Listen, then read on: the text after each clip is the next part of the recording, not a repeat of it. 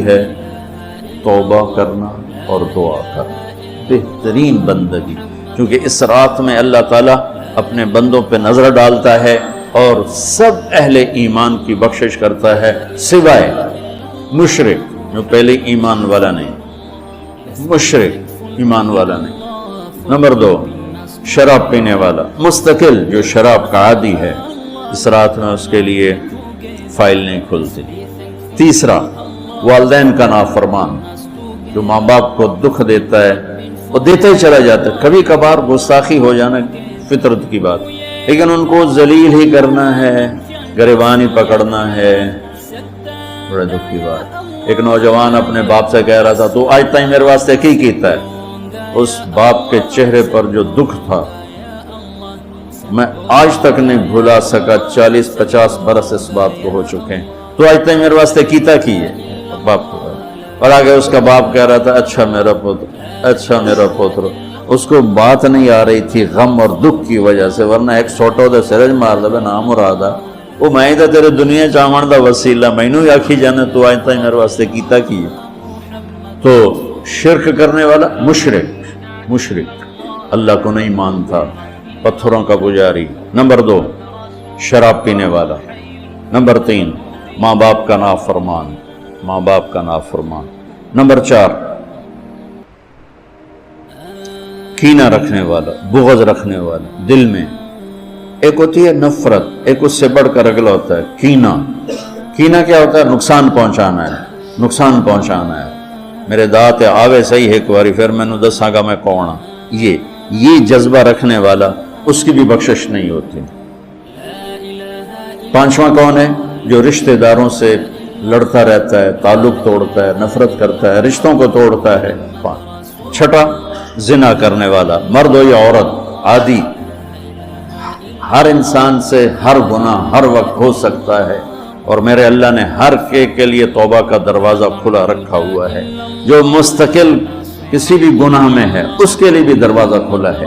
یہ جتنی سزائیں سنائی جا رہی جن سے کبھی گناہ ہو جائے وہ اس میں نہیں ہیں، یہ وہ ہیں جو عادی ہو گئے، مستقل زنا کرتا ہے، عورت ہے یا مرد ہے، اس کے لیے بھی آج کی رات بھی کوئی بخشش کوئی نہیں ہے، اس کے لیے بھی کوئی بخشش کوئی نہیں۔ میں باقی سب کو اللہ معاف فرما دے، سب کو اللہ معاف فرما دے۔ اور ایک تکبر کرنے والا جو، اور تکبر اللہ کو انتہائی ناپسند۔ تو میں ادھر دوبارہ دہرا دیتا ہوں، اس رات میں اللہ کی بخشش اس طرح آتی ہے کہ جتنے کلب قبیلے کے بھیڑوں کے جسم پر بال ہیں، یہ مثال ہے، اے نہیں کہ اللہ تعالیٰ فرشتوں نو گلنا جاوے ہن گنو، کہ اللہ نو لوڑ کو نہیں فرشتوں نو بھیجنے دی، آپ ہی گن لوے۔ تو یہ وہ گنتی والا چکر نہیں، مثال ہے کہ اللہ پوری امت انسانیت میں جو اہل ایمان ہیں اللہ سب کو معاف فرما دیتا ہے۔ خصوصی پیکج اس امت کے لیے، خصوصی پیکج۔ ہاں کچھ لوگ ہیں جن پر آ کر اللہ کی رحمت بھی رک جاتی کہ نہیں یہ اتنے بڑی خطائیں ہیں کہ یہ چھوڑ دیں گے تو اللہ کی رحمت ان کو اپنے سائے میں لے لے گی۔ اللہ کی بارگاہ میں کسی گناہ کی کوئی حیثیت نہیں، توبہ کر لو۔ شرک بھی ہے 1000 سال کا، توبہ کر لے یوں معاف، ایک سیکنڈ میں معاف۔ توبہ نہ کرے تو پھر کام خطرناک، توبہ کر لے تو شرک بھی معاف ہے۔ تو اس رات کی برکتوں میں، رحمتوں میں ہم توبہ کریں اپنے گناہوں پر، ہم نیکیاں بھی گناہ ہیں ہماری۔ اور میں پھر سنا رہا ہوں، اس رات میں بخشش نہیں ہوتی شراب پینے والا، ماں باپ کا نافرمان، رشتہ داروں سے لڑنے والا، دل میں نفرت کینہ پالنے والا، تکبر کرنے والا، زنا کرنے والا، شرک کرنے والا، والا والی دونوں، مرد عورت دونوں کے لیے یہ چل رہا ہے۔ لیکن اگر کوئی بھی توبہ کر لے گا لوجد اللہ تواب الرحیم، سب معاف ہوں۔ میں اس پر ترمذی کی ایک روایت یاد ہے کہ واقعہ سنا، بنو اسرائیل میں ایک نوجوان تھا، اس کا نام تھا کفل۔ ہر رات شراب اور لڑکی، ہر رات شراب اور لڑکی، ایک رات وہ ایک لڑکی کو 60 دینار پر لے کر آیا۔ 60 دینار 12 لاکھ روپیہ بنتا ہے۔ 60 دینار 12 لاکھ روپیہ بنتا ہے۔ کتنا وہ شخص مالدار تھا کہ ایک رات ایک لڑکی پہ آج کے 12 لاکھ اس نے لگا دی۔ جب وہ کمرے میں آیا، دروازہ بند کیا تو اس نے دیکھا وہ بچی رو رہی تھی۔ تو کفل نے کہا میں نے زبردستی تو کوئی نہیں کی، مکا کر کے تمہیں لایا۔ تو اس نے روتے روتے کہا کفل میں طوائف نہیں ہوں، میں عزت دار ہوں، مجھے بھوک نے یہاں تک پہنچایا۔ میں اس پر بڑے درد سے کہا کرتا ہوں، جب مالدار لوگ زکوٰۃ نہیں دیتے تو غریبوں کی بیٹیوں پہ طوائف کے ٹھپے لگ جاتے۔ میرے تلمبے میں طوائفوں کا اڈا ہے جو رنجیت سنگھ نے 1818 میں ملتان فتح کیا تھا۔ مظفر خان حکمران تھے، لڑتے ہوئے 5 بیٹوں سمیت شہید ہوئے تھے۔ تو اس نے ملتان کہروڑ پکا، اور میرا ہوم ٹاؤن ہے تلمبا، اس سے 3 کلومیٹر دور میرا گاؤں ہے۔ اس نے ملتان سے زیادہ تلمبا میں قیام کیا، 1 مہینہ تلمبا میں ٹھہرا رہا، اور وہاں اس کمبخت نے بازار حسن بنایا، ملتان میں بنایا، کہروڑ پکا میں بنایا، ہیرا منڈی جو مشہور تھی، جو بہت بڑا طوائفوں کا اڈا تھا۔ ہیرا سنگھ اس کا ایک چہیتا تھا، اس کا رکھیل تھا لڑکا، اس کو اس نے وہ علاقہ گفٹ کیا تھا، اور وہاں بھی اس نے یہ بنایا تھا۔ پچھلے 8-10 سال سے میں نے ان بچیوں میں جانا شروع کیا، ان کو بلانا شروع کیا، ان سے ملنا شروع کیا۔ اب یقین مانے میرے جگر پہ زخم ہیں ان بچیوں کے آنسو دیکھ کر۔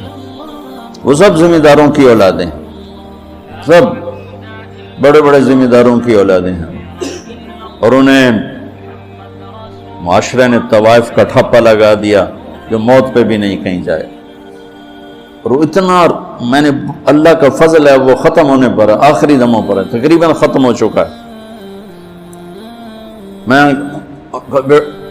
میں نے ایک سے کہا اپنی بچی کی شادی کر دے۔ کہا جی مولانا صاحب تسی کو رشتہ ڈھونڈو۔ میں کہوں ایڈا تو میں فارغ کوئی نہیں ہوں، تیری بیٹی ہے۔ کہنے لگے مولانا صاحب طوائف دے کوٹھے تھے کون؟ اس درد سے اس نے کہا میرے آنسو نکل۔ مولانا صاحب طوائف دے کوٹھے تھے کہیں آؤں رشتہ لینا ہستے، یہاں رشتہ لینے کوئی نہیں آتا، یہاں عزت لوٹنے آتے ہیں۔ اتنی دکھ بھری داستانیں ہیں کہ میں آپ کو کیا بتاؤں۔ انہیں طوائف بنانے والا ہمارا معاشرہ ہے، ہمارا بدماش مرد ہے، ہمارا زانی انسان ہے کہ جو کسی کی بیٹی کی عزت سے تو کھیلتا ہے، اس کو عزت دینے کے لیے تیار نہیں ہے۔ اس لیے میرے اللہ نے آخرت کا دن رکھا ہے، وَامْتَازُوا الْيَوْمَ أَيُّهَا الْمُجْرِمُونَ۔ اس دن اللہ کہے گا آج ایک پاسے ہو جاؤ۔ اللہ کی قسم میں آپ کو کھا کے کہہ رہا ہوں، مجھے مظلوم ترین بچیاں نظر آئیں طوائف ہیں، میں انہیں اپنی بیٹیوں کی طرح سمجھتا، کتنوں کی میں نے شادیاں کروا دی اللہ کے فضل و کرم سے۔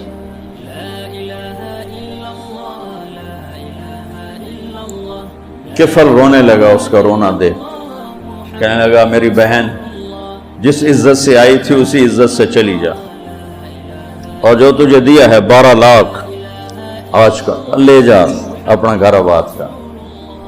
کفل کو نہیں پتا کہ میرے ساتھ کیا ہونے والا ہے، ساری زندگی نمی لڑکی نمی شراب دی بوتل، اور یہ اس بچی کے آنسوں نے اسے ہلایا۔ انسان کتنا ہی گندا ہو، اندر میں ایک خوبصورت انسان چھپا ہوا ہے۔ میں بڑے بڑے بدماشوں سے بھی ملا، ان کے اندر بھی ایک خوبصورت معصوم سا بچہ بیٹھا ہوا ہے، جس کو کوئی تھوڑا سا فیڈ دے دے تو وہ جوان ہو جائے گا۔ لیکن میرا معاشرہ ایسا ہے کہ وہ نیکوں کو بدماش بناتا پھرتا ہے، بدماشوں کو گلے کون لگائے گا، طوائف کے سر پہ ہاتھ کون رکھے گا۔ وہ گیا ہے، وہ گئی ہے گھر اور کفل مر گیا، ہارٹ اٹیک ہوا یا جو کفل مر گیا. ہائے ہائے، میں قربان جاؤں اپنے رب کی قدر دانی پر. صبح یہ مردہ ملتا نا تو نہ کسی دا جنازہ چاون آئی، نہ کسی نو غسل دیون آئی، نہ کسی نو قبرج پاون آئی، وچے ہی گل سڑ کے ختم ہو جاندہ جو اس کا کرتوت تھے. میرے رب نے کیا کیا؟ صبح کیا دیکھا لوگوں نے؟ کفل کے دروازے پر لکھا ہوا تھا، مین گیٹ کے اوپر، ان اللہ قد غفر للکفل، اللہ نے کفل کو معاف کر دیا. یہ میرا رب ہے، اور یہ بندہ تھا بنی اسرائیل کا، اور تم اور میں ہیں محمد مصطفیٰ کی امت صلی اللہ علیہ وسلم. یہ کیوں لکھوایا کہ میں نے کفل کو معاف کیا؟ کہ میں نے یاری لگا لی، معاف کیا. جاؤ میرے بندے کو باعزت میرے پاس پہنچاؤ. تو یہ رات وہ ہے تو ساری زندگی غفلت میں گزاری ہے. ایک آنسو بہا دے، چلو آدھا میں نے تو رونا ہی نہیں آمدہ، ہائے تو تینوں آمدی ہے نا، ہائے کر کے کہے تو اللہ یوں کر دے گا جیسے آج ماں کے پیٹ سے نکلے. تو بھائیو اس رات کو قیمتی بناؤ جو بنا سکتے ہیں، اور کم از کم 2 نفل تو ضرور پڑھو اس کے لیے، اور 2 منٹ دعا مانگو ضرور اپنے اللہ سے. اور جو ہمت والے ہیں صبح روزہ بھی رکھو. کوئی طلبہ روزہ رکھنا چاہیں تو مولانا کوئی ہو جائے گا.